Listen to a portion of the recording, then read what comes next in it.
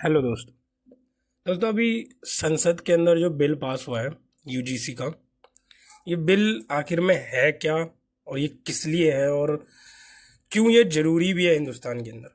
तो आज हम इसी बारे में पढ़ेंगे। जो ये बिल है यूजीसी विश्वविद्यालय अनुदान विनियम 2026, जिसे आधिकारिक तौर पर जो आपकी promotion of equality in higher education institute regulations 2026 कहा गया है। उच्च शिक्षण संस्थानों में जाति, धर्म, लिंग या दिव्यांगन के आधार पर भेदभाव को रोकने के लिए जानकारी 2026 में जारी नए नियम है। यह 2012 के नियम की जगह लेता है और सभी विश्वविद्यालय कॉलेज में इक्वल अपॉर्चुनिटी सेल जैसे ईओसी और इक्विटी कमेटी बनाना अनिवार्य करता है ताकि समानता सुनिश्चित की जा सके और भेदभाव के मामले में कड़ी कार्रवाई की जा सके।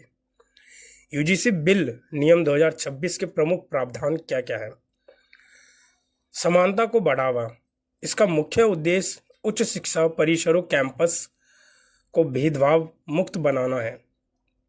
अनिवार्य सेल और समितियां। हर संस्था में equal opportunity cell, equality opportunity cell और इक्विटी कमेटी का गठन अनिवार्य है। मतलब इसका है फर्स्ट पॉइंट जो है समानता को बढ़ावा।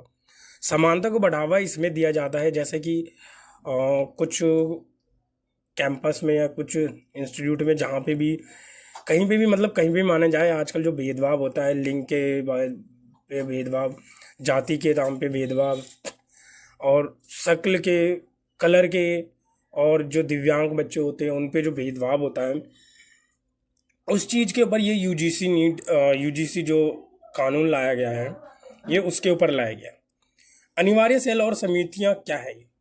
इसके अंदर ये चीज़ कहा गया कि हर संस्था जो है उसको एक जो कमेटी होती है उसको गठन करना होगा, जो अनिवार्य होगा। सारे जो भी संस्थान होगी, जो भी जैसे इंस्टीट्यूट्स होते हैं, इन सबको एक समिति बनानी होगी जो उस पर कार्रवाई काम करे। शिकायत निवारण। भेदभाव की शिकायतों के लिए ऑमबड पर्सनल और एक मजबूत जांच तंत्र की व्यवस्था की जाएगी।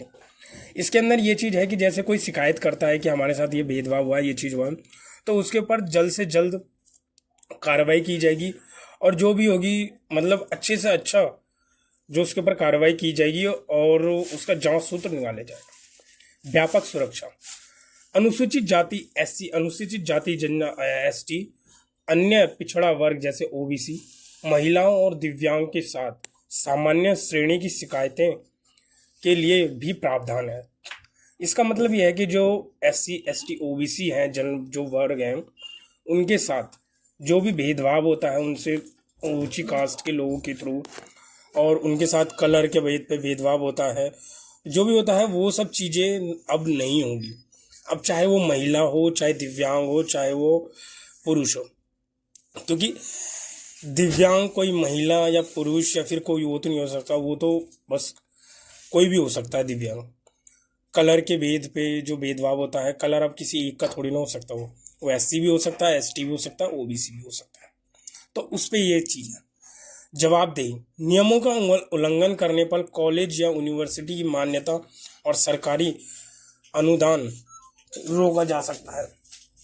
तो इसके अंदर ये चीज़ है कि जैसे जवाबदेही, अगर उसके अंदर कोई भेदभाव होता है और कॉलेज या यूनिवर्सिटी कोई काम नहीं करता तो उसके अंदर जवाबदेही जो हो उसके नियमों के उल्लंघन करने वालों का ही होगा।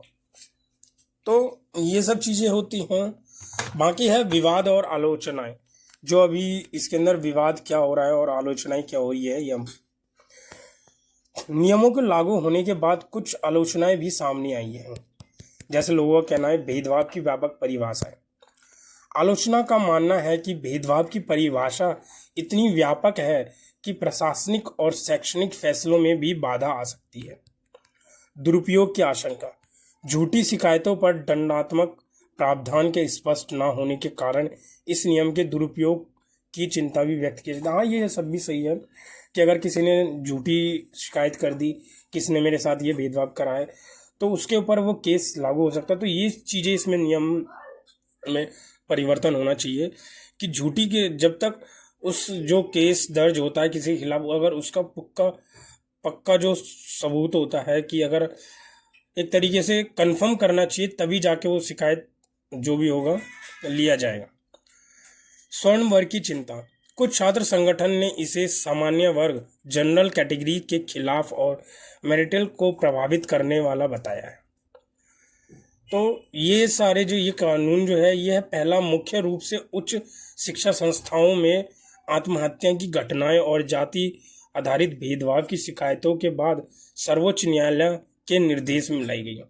अब दोस्तों देखो, जो सुप्रीम कोर्ट है वो देश का सबसे बड़ा कोर्ट है।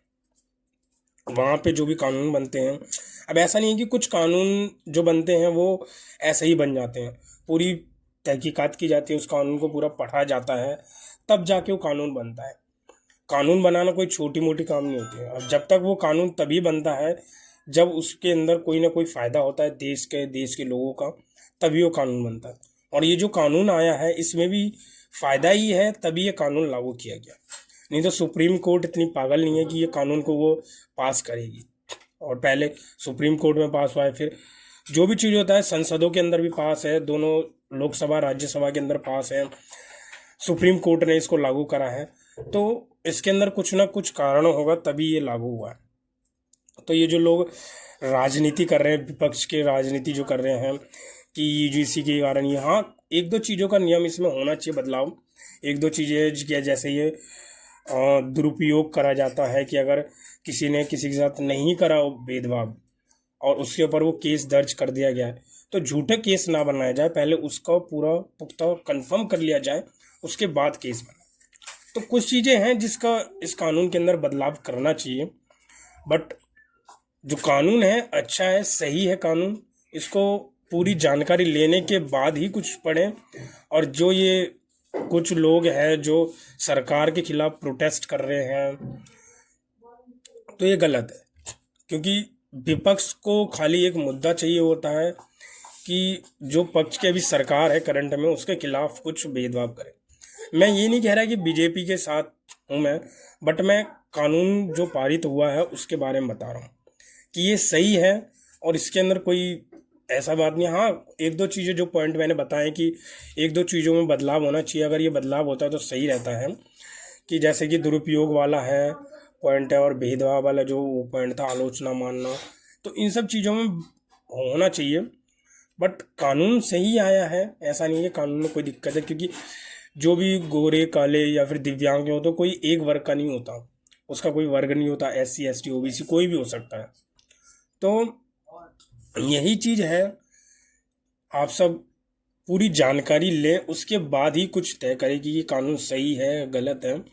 क्योंकि जब बड़े बड़े हाई कमांड्स के थ्रू जब ये पारित करा गया है तो सही है, और जो मैंने बताया ये भी सही है।